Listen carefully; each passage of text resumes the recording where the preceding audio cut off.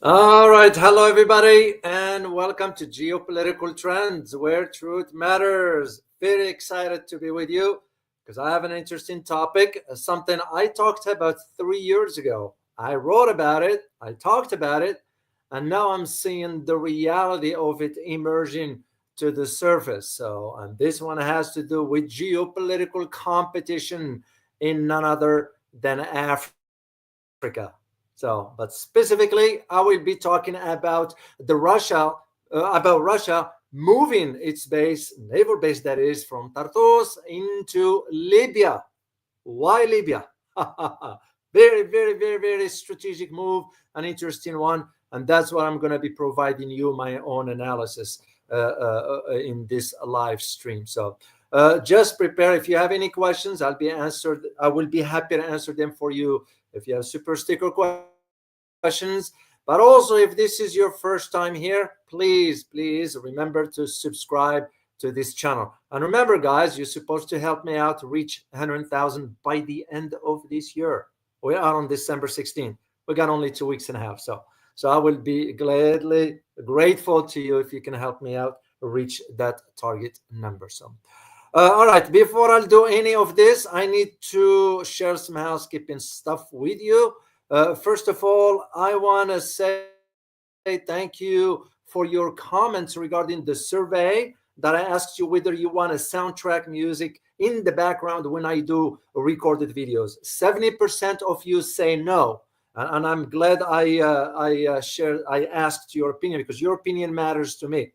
I'm going to share one here from Say It Like It Is. Put a comment, and I quote, "Music is good if your audience is watching a movie, but geopolitics and the information that you are trying to convey is very important. And with music in the background, it's a distraction. I want to hear and understand every point that you are making." Thank you, Dr. O, for asking this important question.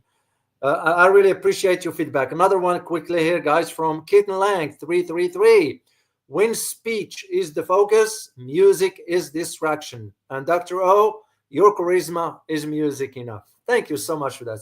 So I'm gonna instruct the editor to remove the soundtrack from any future recorded video that I'm gonna be doing for you. Those are usually scripted. I do my own analysis on that. All right, now, second two major things that I'm going to share with you as part of what's going on around the world before I'll delve deeper. You all heard about Lieutenant General Igor Kirillov. I have a picture of him who was assassinated yesterday in Moscow. Very, very, very troubling in the sense that this is not in a war zone inside Russia, in Moscow. Very bad for Russia. That tells you you couldn't control what's going on inside the country, the optics of it, guys, and it's just very, very devastating. In my opinion, it's very devastating to Russia. So now, who's this guy? Lieutenant General Igor Kirillov. He's the one who headed the Russians' radiological, biological, and chemical protection forces. So it was in the bio weapons, that is. So what happened is that Ukraine SBU, which is the equivalency of CIA, Ukraine now claims that unofficially claimed that it was behind the assassination. Which no. I digged into it already, and I'll be happy to make a live stream for you guys if you want it. So if you want me to do a live stream about this, please say yes or no in the chat box. But I just wanted to share this with you. And by the way, you know what it was used on it? It was TNT. TNT is very, very, very powerful. So it was 300 grams of TNT that was used. So it's very, very problematic. And the fact that, as I said, the fact that it happened in Moscow, that's very, very problematic. So, and I did already reached out and get some info about who really was behind it. So so if you want me to do live stream, just let me know, and I'll be happy to do it for you. Second topic, actually two more headlines that I need to let you know. One of them has to do with the incompetent idiot Olaf Scholz. What just happened to him? He lost the vote of confidence, or the confidence vote that is in the parliament, which means what? It's triggering now snap elections in Germany. In other words, in a simple language, they don't want the idiot to stay in power as a chancellor anymore, and rightly so. Europe is going down, literally collapsing, because that's what we planned on. We planned on this since 2007 or 8. I was in Washington. I was aware of what's going on. So now he lost the confidence vote, which means, as I said, they're going to call for snap elections. The same thing is happening in none other than with the dictator idiot Trudeau. He is also has sort of lost the confidence of the parliament.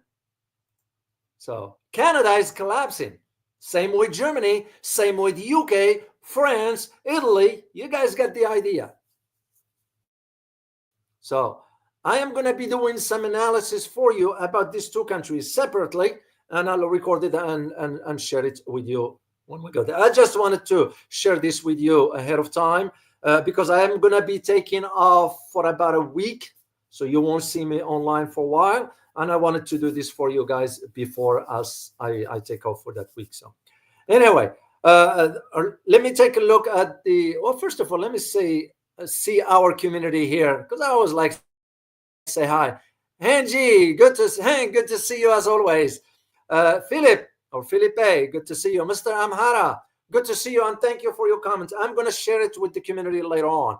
Army with Harmony, good to see you. Willie Homan, as always. Hong Long, good to see you. Truth Seeker, Alistarokin, Athin Wu, Zhao Yan, good to see you as always. Timeline Dunkley, as always.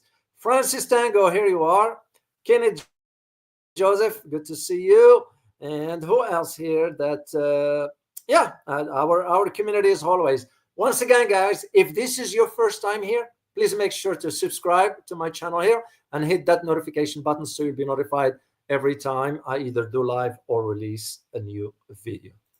All right, guys, let's get into our topic. Russia moving its base from Tartus in Syria to Libya. And I'm going to be giving you the details and all that stuff. So, but first, let's ask the questions. And the questions we ought to ask, as I said, I talked about this 3 years ago. And there is a video out there. I did it on a big channel last time. And I asked the question, will Africa become the new geopolitical ring where the fighting or the competition between major powers is going to become fierce? And this is exactly what is happening.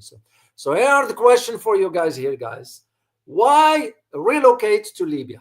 Why Syria is relocating to Libya? Of course, we saw what happened in Syria, but there is more than what meet the eye on this. Second question, what is the strategic objective? Because there is a strategic angle to this. And third question, is this move aimed at NATO? Once you understand the role of Libya and why we gave the green light for the takedown on Libya, very, very, very fascinating developments, and it's going to change the dynamics moving forward. So now I decided to do this analysis on two fronts. One of them is economic and the other one is geostrategic. So we'll start with the geostrategic one. In addition to the articles that I read, which I will share with you, I'll provide you my own insights and into how I see this moving forward, and we'll just go from there. And I have pictures of some locations and so forth. So the port, if you are to think about the port of Tartus, which the Russians have had, because remember, Russia has been in Syria for how long? Does anybody know? Can you give me a number? How many years Russia has been in Syria? Let me just see your knowledge about this. And once again, like I always say, just to share the knowledge with you, just give me a number.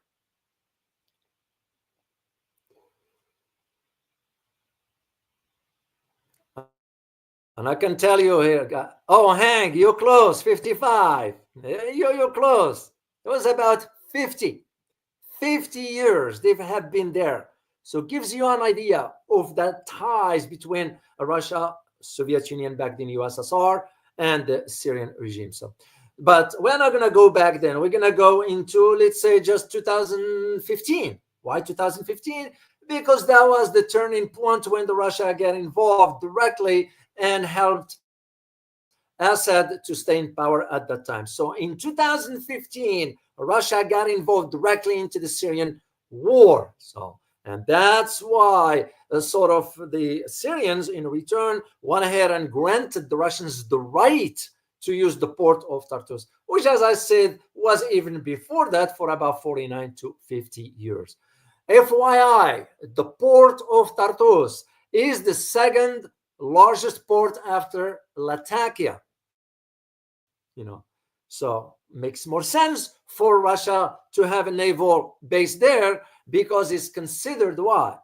It's considered a strategic and a cornerstone for a rush to south because access to warm waters. That is what's the key to Russian objective. Russia's thinking long term because Russia also wants to ensure it does not get sort of flanked from, let's say, the area in Dardanelles, the Strait of Dardanelles, or the Black Sea, or whatever. So access to water from the Mediterranean into that direction makes perfect sense. And this is where I'm going to share quickly with you the comment from Amhara, who shared with us. He said, and I quote, "Perhaps Russia wants to connect its Mediterranean base with the Atlantic and in it the Red Sea, Algeria and Libya border, the Sahel. From the Sahel westwards is the Atlantic coast, and eastwards is the Red Sea, then the Indian Ocean." Good point. And I'm going to share geography with you, by the way. Thank you, Mr. Amhara, for sharing this with our community here. So, and this is one of the things you need to understand, the geostrategic aspects of this. Of course, what happened with the offensive by the opposition in Syria, Russia started to think right away. They're not going to risk it. They're not going to risk leaving their assets there. It's because before you know it, the West could, behind closed doors, provide those groups with some advanced systems and attack the Russian assets. So what they end up doing, Russia in this case, open up an air bridge between Libya and Syria. And this is why sort of Russia has sent two Korshkov class frigates. Then there is another class frigates called the Karigovich. Pardon me if I mispronounce this one. Two support ships and a submarine. So you can see just why. So what the Russians end up doing, moving those assets to about 13 kilometers from the Syrian coast. Why is this? Because according to international law, the waters of a particular country, the waters close to a particular country, which is considered part of its territory, is about 12 nautical miles. Anything above 12, it's international waters. And this is why the Russians moved it about, because they anchored their ships and so forth, 13 kilometers from the Syrian coast. So it was very, very interesting to see this dynamics moving forward. So, and this is why sort of Russia had to think in terms, will it make more sense, strategically speaking, that we move the assets before they are targeted first, and second, to strengthen another front that is going to be becoming even hotter, if I may use the term. So, and this is why, if you are to look at geography, and I don't have this specific one, but Astana, the Astana route, which basically for Russia remains the preferred route, if I may say the term. But in geopolitics, you can have your choices. You can have your preference. You have to work with what you have. Conditions have changed on the ground, have changed in Syria. Russia will have to adapt. So, which means moving their assets into other locations. But there is more into it for particularly Libya. Because you will ask yourself, why they didn't move to, let's say, Egypt for they have a good relationship, but it won't make sense. It will make more sense in Libya than it is in any other place. So let's do a little bit of geography and a little bit of history. So this way, you guys have an idea about what are we looking at geographically speaking. And like I always say, I don't like to assume. So let me open up the World Atlas, to whom I give credit for the map. And I'm going to share it with you on the screen. Okay, where is World Map Atlas? There we go.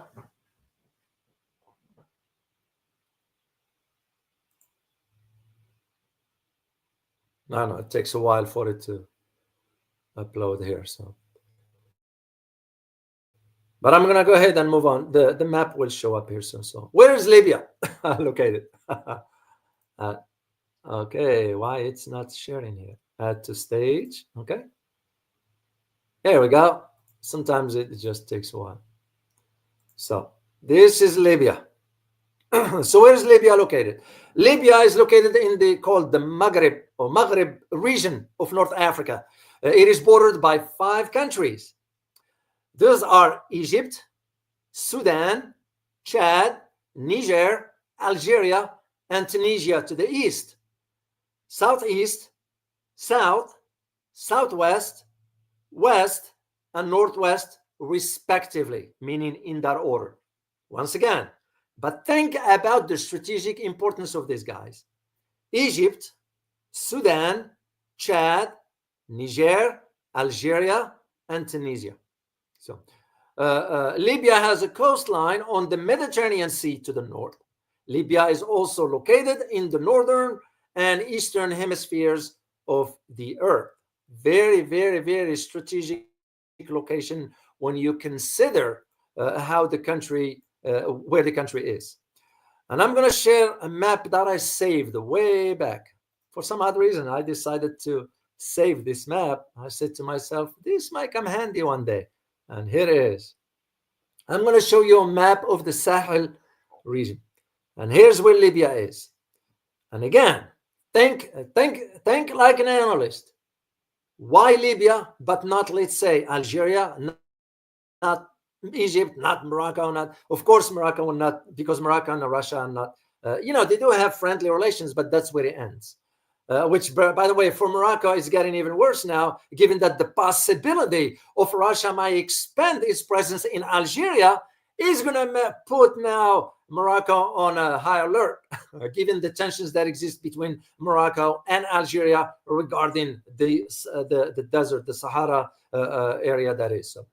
But for now, suffice it to say, we're going to focus on those countries: Mauritania, Mali, Niger, Chad, Sudan, and Eritrea. When you look at the Sahel region, now again, think strategically, guys. This is why it's important to understand this particular location. Now let's talk about a little bit about the history of Libya. A lot of people do not know how Libya came to be. Well, of course, it has a long history, because Libya has some sort of a distinct history, because he went through, well, every country does, but for this one here, because the periods, the historical periods he went through, they went through 6 periods, believe it or not. There is what's called the ancient Libya. Then you have the Roman era. You have the Islamic era, the Ottoman rule, the Italian rule, and the modern era. So, and with this brings us to the question of how many times Libya has been subjected to varying degrees of foreign control throughout its history. So, and of course, after the Arab Spring in 2011, leading to a civil war, with which different groups have emerged and fighting for powers, whatever. But we are the one who pushed for the tensions in Libya. Does any of you know why we ousted Gaddafi? If you can just give me one word or two in the chat box. It was one major event. Major. Let me first say thank you to Rafael. As always, thank you so much, Rafael, for your kind support. Really appreciate you, man. Something is wrong about the way Russia is behaving. I start to believe that the assessments of the CIA might be right. Russia may not be as strong as we think they are. They are cutting and run. I see your point, because I'm sure, Rafael, you are referring to how much Russia's being attacked but is not responding. And if I am guessing right, but I see your point into this, because it will be perceived that way. So thank you. So what do you guys think? Is Rafael right or wrong? If you can comment on his statement, and again, guys, respectfully, please, because that's what we learn from each other. Opinions matter. We exchange of idea in a civil way, or civil manner, that is, or it's important, because that's how we learn. So what do you guys think? Do you think Rafael is right in his assessment that Russia is kind of, I don't know, should I call it weak? So just comment on this respectfully, and I'm going to try to look at your answers as I move forward. I'm also looking at, okay, AC, you say gold. The gold, Carlos Delfino, John Smith, you guys are right, but what is exactly with this gold? You are on the right track. What is with it exactly? Oh, hanging G, you got it. Hanging G, you got it. Gaddafi wants to sell oil in local currency, lira, dinar, and gold, and so forth. Oil. They want the transactions to be conducted in gold or the dinar for Libya. So, which means what? The US will not like that one. That was the decision why it was made, to kind of, you know what, cut him loose. Is the same argument. Who else? Who other? A former leader, he died. A former leader made the same comment about this. Does anybody know? It's in West Asia. Who was the other one who made the same approach in considering transacting in other currency beside the dollar? Oh, Russian patriot. You got it. It was the late Saddam Hussein. Now, I'm going to share something with you. And again, I have not confirmed this yet. I'm going to look into it. I was informed, but again, I was informed, but I am not buying it. And I'm going to check. I was informed that when the rebels in Syria freed all the prisoners, guess who was in prison? Saddam Hussein. Not confirmed. I just wanted to share with you what I was informed about. And I'm going to look into this. Saddam was in prison in Syria. Now, as one who've been around, knowing how certain things work, the possibility is there. You'll have one person, everybody around the world think he or she in this location, but in reality is in a different location. Some will say, oh, the person is dead, but in reality, it just got a different name, different IDs, personalities, change facial recognitions, and so forth. And that's it. But anyway, I am going to look into it, and we'll just go from there. But suffice it to say, for now, let's focus on the history of Libya. So if we are to go to Libya, the ancient history, and I think I have a picture of something that I wanted to share with you if I find it. Yeah, I found some old history. This is from the ruins of the Roman presence in Libya back then. So let me start with the ancient history of Libya. So the first traces of human presence in Libya dates back to Paleolithic era. And this is where subsequently the Berber, to those who are familiar with the Maghreb region, the Berber, some of them in Algeria, some of them in Morocco, some of them in Libya, the Berber in the south. So the Berber established their community And in the 3rd millennium BCE, Phoenician colonies emerged along the coast, which later became Carthage or Carthage in Tunisia. That's what it became. Libya is also known for its ancient Greek settlement, okay, which was founded about 7th centuries BCE. That's how far back it goes. Then you move into 146 BCE. What happened during this time?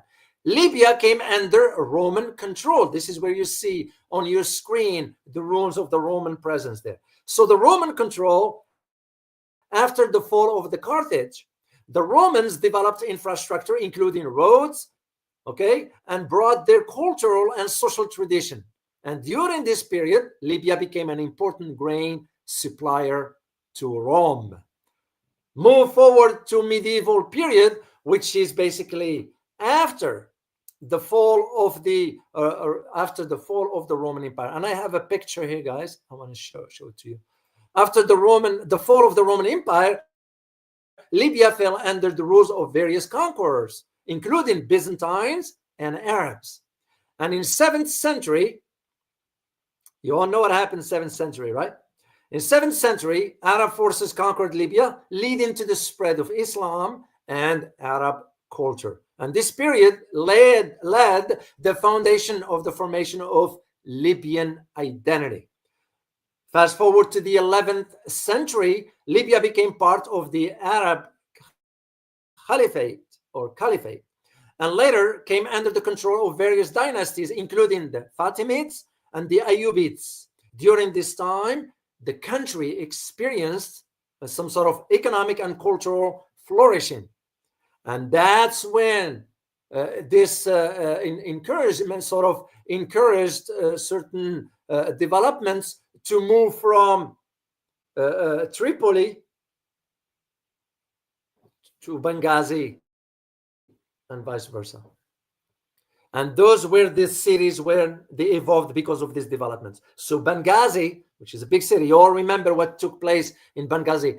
I don't know if you guys saw the movie. What was that movie? It was based on a true story of the attack of the embassy in Benghazi. That's what it was. So a former colleague of mine died in that one. So at that time. So Tripoli or Tarablos in Arabic and Benghazi emerged as major cities. Now, fast forward to 13th century. Who was the leading power in 13th century? Can you guys type in the chat box? That was the one now, 13th century. But put it in conjunction with Libya. Let me see. I'm going to check the chat box. See. 13th century. 13th century. You guys should know it. Oh, Alistair, you got it. The Ottomans. 13th century was very, very crucial aspects of the history of Libya. So now, 13th century, Libya came under the control of the Ottoman Empire. And that one, it ruled from that time till the 20th century. So you're talking about 7 centuries there. So the Ottomans made significant changes to the governance and economy of Libya at that time. However, here is where the difference. The tribes remain autonomous. This is one thing the West does not get, and that's the reason why I share history with you guys. The West doesn't understand how, for example, countries in West Asia or North Africa or even Africa itself, tribes are very crucial to the social structure of any country. And we think that this is why the Brits, when they went to the Middle East and start carving out the Middle East, they had no clue in understanding the importance of tribes, the social makeup of societies. That's why you see in the problems you're seeing in the Middle East. It's because the stupidity and the idiocy of the West, including the UK when they carved out the Middle East in that case. Now, you move into the 20th century. What came with it is the during the earlier era of the 20th century, the colonial powers. So, and this is why when you think about what happened to Libya in 1911, who invaded Libya in 1911? Do you guys know? If you can type in the chat box. If you see the movie Omar Mukhtar, it should give you an idea. Genghis Khan, no, not at that time, and not in that era.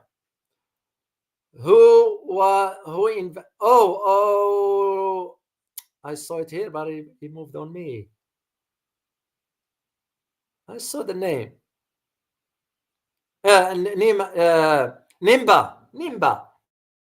Italian colonialism. Italy was the one that invaded Libya in 1911 and initiating a long and brutal conflict that lasted till when? 1931.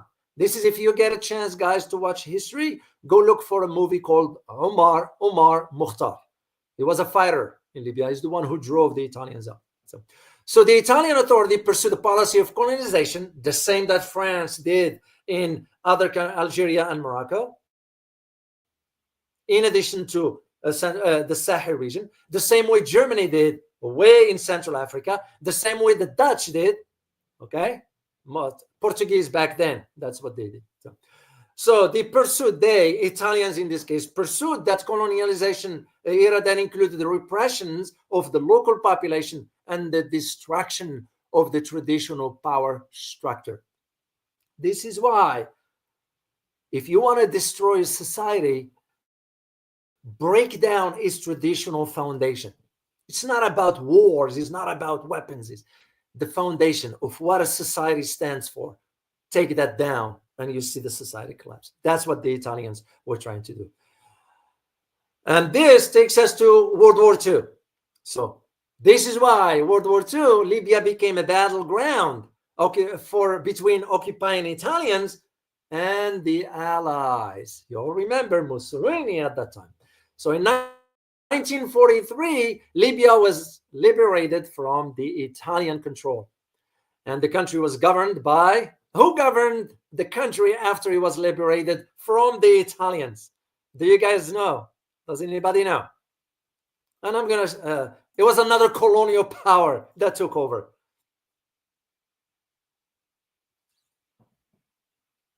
Does anybody know? After it was liberated from the Italians. Oh, Caracolak, you got it. You got it. David King, you got it. Hanging G, you got it. It was the Brits. And once again, guys, I know this might sound dry or whatever, but it's very, very important to understand, to tie that history into the current geopolitical shifts that's taking place. And countries, Russia in this case, will have to think strategically into understanding its role in that part of the continent, but how it will end up influencing the global affairs writ large. And we'll get into detail as we move forward. Now, here is one question for you also. What year did Libya gain its independence? Let me see in the chat box. I like engage you guys part of the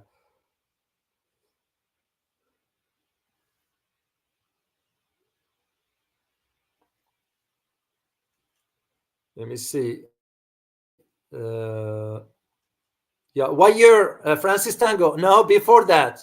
DFOS, before that.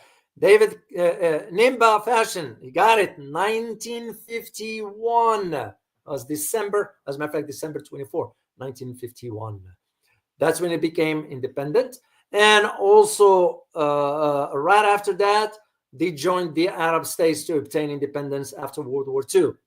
And that's where Idris, he was named Idris the First, was proclaimed as the king. Remember, it used to be a kingdom back then. So who sought to modernize the country.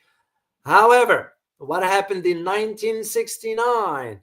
A coup occurred, because what happened during the 60s in the Arab world, Syria, Egypt, Jordan, Libya, and all of them, is the coups that took place from the military into the leadership. That's when Muammar Gaddafi, was a former military, came to power.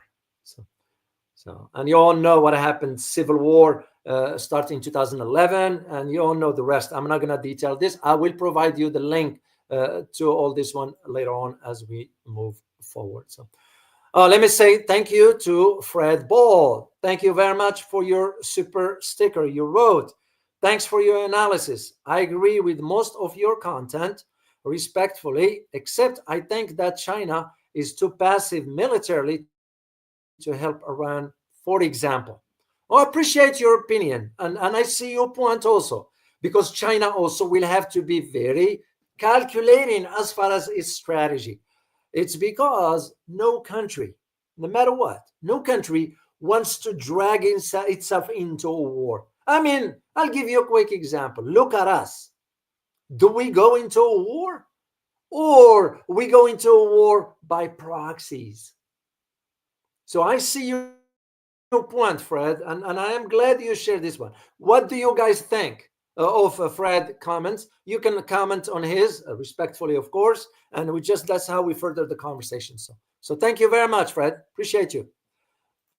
All right, let's get into our analysis here. So I had a chance to read, and again, as part of this geostrategic aspects of it. So, first of all, you move from Tartus into Libya.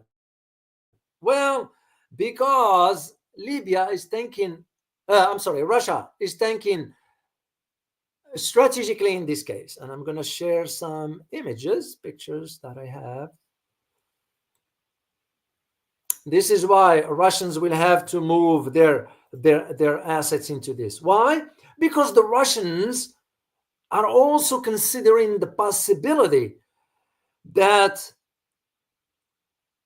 it will not make any strategic sense for them to leave the Mediterranean just because of logistical difficulties or whatever. No, they're going to have to figure out a way to make it happen. And this is why the movement of Russia's asset, both naval and air, from Syria is to sort of prevent its asset from being targeted. And also, this is going to represent a worst case for Italy. Why Italy? Because that's the doorstep for NATO in that part of in that region of the world.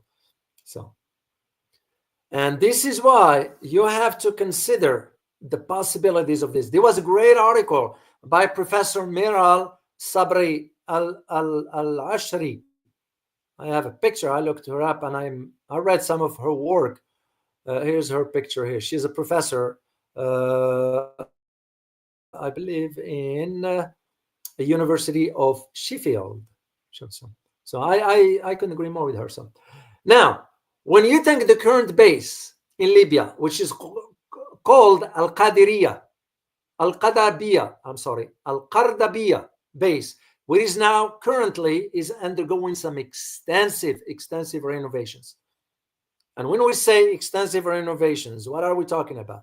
We're talking about runways, we're talking about hangars, we're talking about fueling stations and so forth.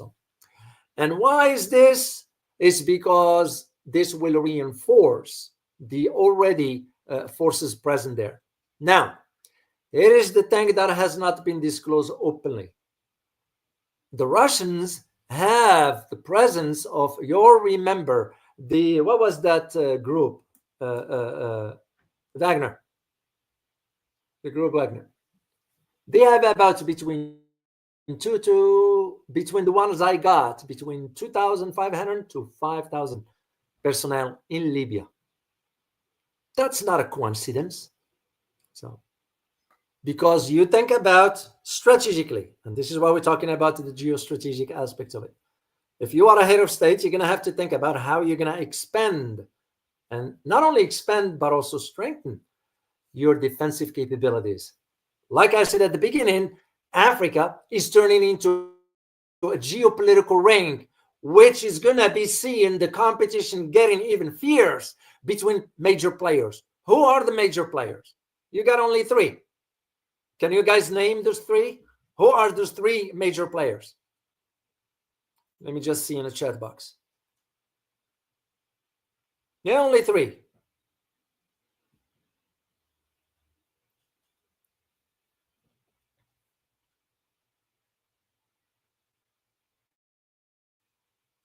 Okay, Adam, Rocco, you got US and China. You're missing one. Hang in G, US, Russia, and China. Poseidon, you got it. You got it. OCs, you got it. You guys got it. The three main one. I am not excluding. I am not sort of thinking in terms of, well, what about the Brits? Well, the Brits is not a major power. The Brits are subservient to the US.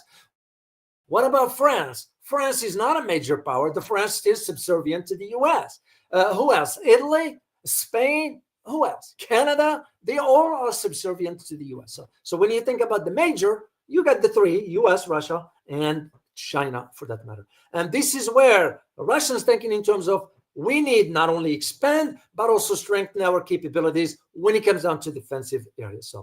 And because Libya is geography, where it is provide the best strategic location for operations in Africa. And because it opens up now further access to countries the likes of in the Sahel. Let me bring again the map just to put it in perspective. So when you think about the Sahel region, why this location in Libya or relocating the assets from Syria into Libya is going to further provide Russia with access to countries like Sudan, Mali, Chad, and Central African Republic. And why those are important? Because if you know, there have been some talks between Russia and Sudan. Look where Sudan is, in Khartoum. Why is this important location? Access to the Red Sea and the Indian Ocean later. So if Russia, as you look at the map here, guys, when you look at Libya, if Russia is already stationed there, first they have access to the Mediterranean. Then you will have access to Red Sea through either Eritrea or Sudan. Then you have access to the Indian Ocean. Those are very, very, very important. Very important locations for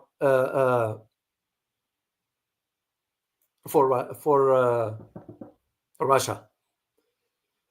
And that is why you have to consider the possibility of the importance of why a country will choose one particular one over another.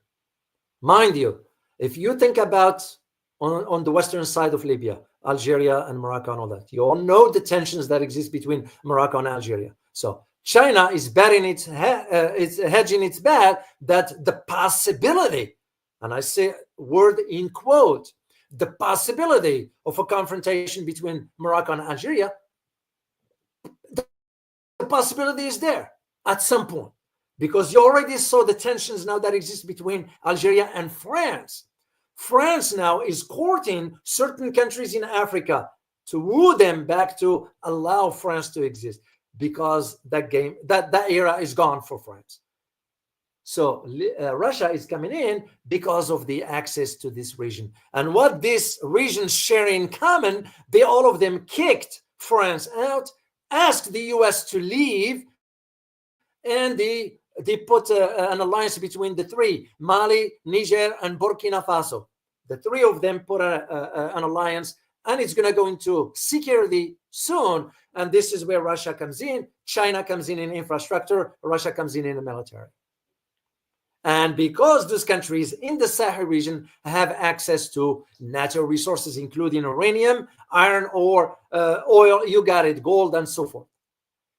So it's a strategic move.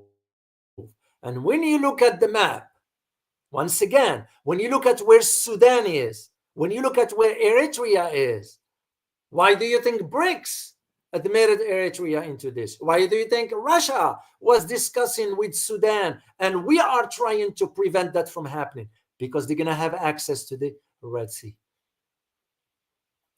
Very, very, very crucial.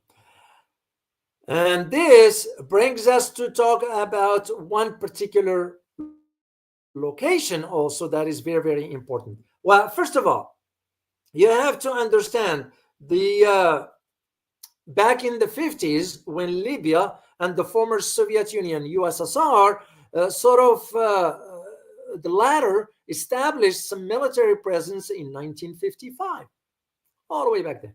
So, and that's when the diplomatic relations between Soviet Union, or USSR at that time, Moscow and Tripoli began in 1995. So this is where in 1991, what happened in 1991? At the fall of the Soviet Union, Libya right away recognized Russia after the collapse of the Soviet Union, right away, immediately.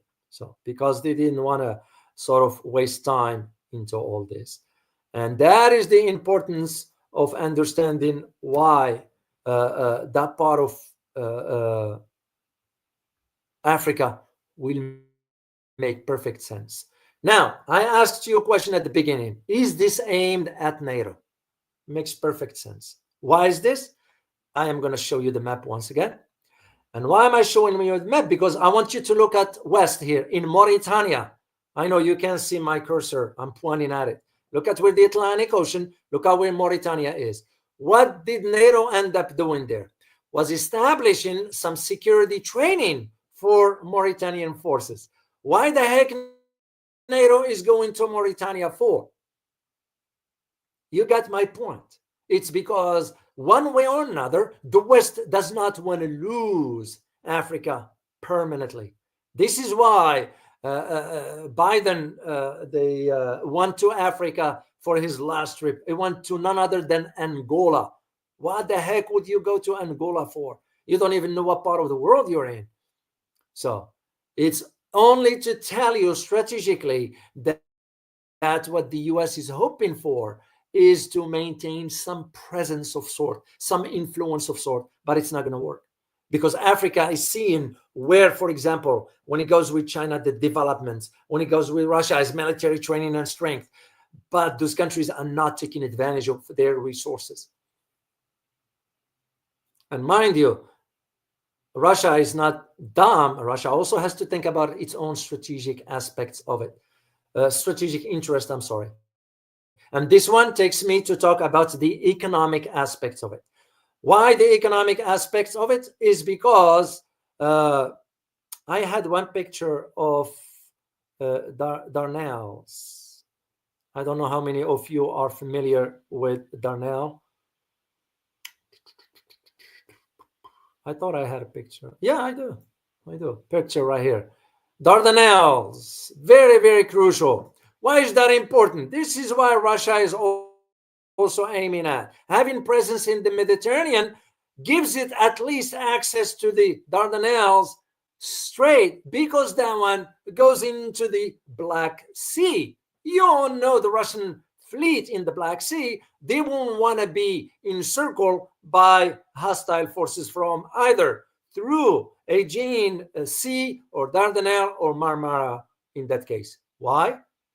Because Turkey is NATO member. So Russia will have to ensure at least some presence on the Mediterranean Sea with some advanced system. So, and this is why the Russians counting on this guy. This is Haftar, who's the one who took over during the fall of after the passing of Gaddafi, and he took control of certain parts of Libya. He was in Moscow, I think, about a few months ago, and the Russians have been supporting him, and that is where things stands. So it's very, very important. So I got an image, a satellite one, of the Russian base in Tartus to see as it was evacuated. So let me share it with you guys, just for you to see right here. Yeah, this is the Tartus base. That's the one you're looking at. So you don't see much there anymore. So they have, and I just got this picture recently. So now let's move into the economic aspects of it. So why economic matters also in the geopolitical calculations of Russia. Now, not that Russia needs Libya's energy, no. But what is Libya?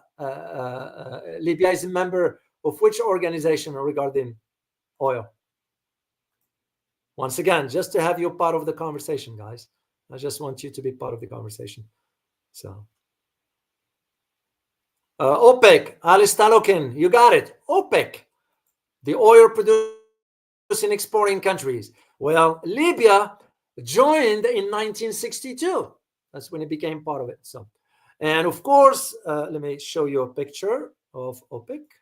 I mean, you know what OPEC looks like, but just and it became part of the club that had about 14 countries as of 2021. Some countries left OPEC, by the way. So those clubs include Algeria, Angola, Equatorial Guinea, Gabon, Iran, Iraq, Kuwait, Libya, Nigeria, the Republic of Congo, Saudi Arabia, the United Arab Emirates, and Venezuela. Ecuador, Indonesia, Qatar, they were former OPEC members. That's why they left. Now, you may ask yourself, why does this matter? It matters because the Libyan crude is considered sweet. To those who understand oil, you know what I'm talking about. In oil, there is what we call sweet oil. Sweet oil means it does not need a lot of refineries or refinement. The oil we have in the US, we produce a lot of oil, but it's so dirty. They call it dirty because it needs a lot of refinement. Libya doesn't. So which means what? Cost savings. Second thing, look at the map once again. Look where Libya is, look where Europe is. This is why the Libyan oil, when I say oil, petroleum, is used for jet engines in Europe. Europe depends a lot on oil from Libya. The whole reason for why we took Gaddafi out, and we the moment he mentioned about transacting oil in other currency, we put the two and two together and said, you better take care of it now. So we encouraged whatever we encouraged, including the groups inside Libya. And that's what the attack on Benghazi happened. So because oil, Europe depends on oil from Libya. So if we are to think about why Russia will have to consider that, because Russia is part of what? OPEC Plus. What is OPEC Plus? OPEC Plus is an organization of crude oil producers, which is the 13 members, okay? But you add to them 11 non-OPEC members. So you have the 14 OPEC, then you have the OPEC Plus. And the OPEC Plus countries include Azerbaijan, which turns out to be the one providing oil for Israel in its war in Gaza.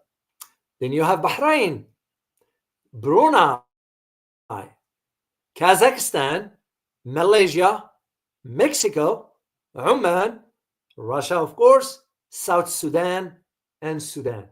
Now you see why Russia was talking to Sudan about establishing a base over there. Now, from an economic perspective, Russians thinking about it in terms of influencing OPEC Plus oil prices moving forward. Because remember, if OPEC Plus said we are not increasing production, what that's going to do to the global economy or energy, which is exactly what just happened. OPEC, not OPEC Plus, OPEC, during their last meeting, they decided, as a matter of fact, OPEC and OPEC Plus, both of them, decided not to increase capacity. They're going to keep it as is. And this is the strategic, from an economic perspective, the strategic move of the Russians thinking to hit two birds with one stone. One is geostrategic, location one. Second one is economic. And with China being in Africa, with now you get countries in the Sahel region. Let me put the map up here. With the Sahel region really getting rid of the colonialism or imperialism there, and now trying to refocus their attentions internally in developing their economies and taking advantage of their own resources. China, in this case, mainly China, not Russia, but China has the capacity to help them build the infrastructure they need. And that is the reason why the decision was made by the Russians to move to Libya, but not Algeria. I do foresee putting my geopolitical analyst hat, I do foresee the possibility of another military presence in Algeria of Russia there. Just my instincts telling me that's where I see things moving forward. Otherwise, if you consider why, for example, Morocco made the arrangements with China regarding the investments and so forth, because Morocco saw what Algeria did with both countries, Russia and China.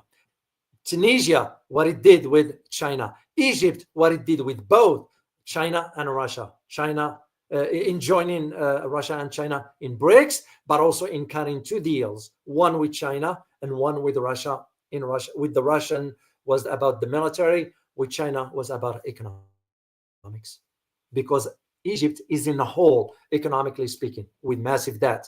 But again, the corruption that exists. And of course, it's not just in Egypt. It exists in Tunisia. It exists in Morocco. It exists in Algeria. I mean, you think about Morocco, for example. Their prime minister, if you only know the corruption that guy is involved in, which I found out way back when I traveled to Morocco about a year ago or so. The prime minister, you know what he was doing? Buying oil from Russia and reselling it to Moroccans at a double or three times the price. You all know how I handle corruption, right? How I will deal with it. That's what needs to be done. So when I say corruption, I'm referring to on a larger scale. So that is my point for what I wanted to share with you, just to put things in perspective for you to understand why countries make certain decisions is strategic. You know, Russia is already under pressure dealing with Ukraine and with what just happened with the assassination of their general in Moscow. That is to me was like, wait a minute, if you have something the equivalency of TNT getting into the country, this cannot enter through borders. There is no way. There is no way. So that's why if you guys want me to do a live stream on it, just let me know and I'll be happy to do it. Before I forget, once again, for those who just joined us, maybe late, please remember to subscribe. And I appreciate it, guys, if you hit the like button, because I want to reach 100,000 by the end of the year. If you can help me out with this, I will be very grateful to you. All right, that's all I have to share with you. I hope you find it very informative. And let me see. Once again, I need to say thank you to Rafael once again. Rafael, thank you, man. So I appreciate you. I believe the next move gonna be a joint air and naval base in Iran. You know what, Rafael? I won't be surprised. I wrote about it 5 years ago, after the trip of a high-ranking Chinese military general to Tehran. I wrote about it. And of course, I was told at that time in the comments, oh, no, Mr. O, Dr. O, you're wrong. There's no way. I say, okay, time will tell. You know, you kind of respect people's opinion, and I don't mind if they don't have to agree with me, of course, and here we are. So I won't be surprised. And what I wrote back then will be the equivalency of the US base in Qatar. Remember how Qatar is doing things behind the scenes? That's why these Muslim countries, when they talk about we need to negotiate about ceasefire in Gaza, whatever, they care less for Gaza. Hypocrisy of the highest order. Shame on them. So anyway, thank you all for being here, guys. For those who wants to support the channel, I will be very grateful to you. Here is a link. If you want to support the channel, I will be very grateful to you. And as you know, I don't have funding coming from whatever. I do this on my own, so I will greatly appreciate it. Also, where is for those who are interested in purchasing my books, there's that one, the link for it. So, all right, guys, let me know. Let me see in the chat box if you want me to do what just happened in Russia. If you want a detail about this one. Oh, Mass 2020, you are most welcome. Zhao Yan, you are most welcome. So we have a great community, guys. I'm very, very proud of all of us. You know, it's kind of your kind words mean a lot to me, guys. And I read your comments.